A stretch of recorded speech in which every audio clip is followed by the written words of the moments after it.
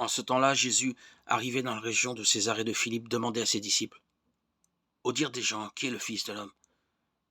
Ils répondirent: Pour les uns, Jean le Baptiste, pour d'autres, Élie, pour d'autres encore, Jérémie ou l'un des prophètes. Jésus leur demanda: Et vous, que dites-vous? Pour vous, qui suis-je? Alors Simon-Pierre prit la parole et dit: Tu es le Christ, le Fils du Dieu vivant. Prenant la parole à son tour, Jésus lui dit: Heureux es-tu, Simon, fils de Jonas. Ce n'est pas la chair et le sang qui t'ont révélé cela, mais mon Père qui est aux cieux. Et moi, je te le déclare, tu es Pierre, et sur cette pierre je bâtirai mon église. Et la puissance de la mort ne l'emportera pas sur elle. Je te donnerai les clés du royaume des cieux. Tout ce que tu auras lié sur la terre sera lié dans les cieux. Tout ce que tu auras délié sur la terre sera délié dans les cieux. Évangile de Jésus-Christ selon saint Matthieu 16, 13, 19. La foi de Pierre, qui ne lui est pas venue de son propre fond, porte l'Église de Dieu, l'Église universelle, depuis sa fondation.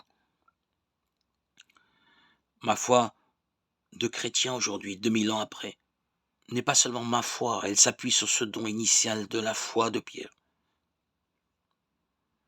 Je reçois ce don dont j'ai besoin pour vivre pleinement de la révélation du Christ. Comment rendrai-je au Seigneur tout le bien qu'il m'a fait? J'élèverai la coupe du salut. J'invoquerai le nom du Seigneur.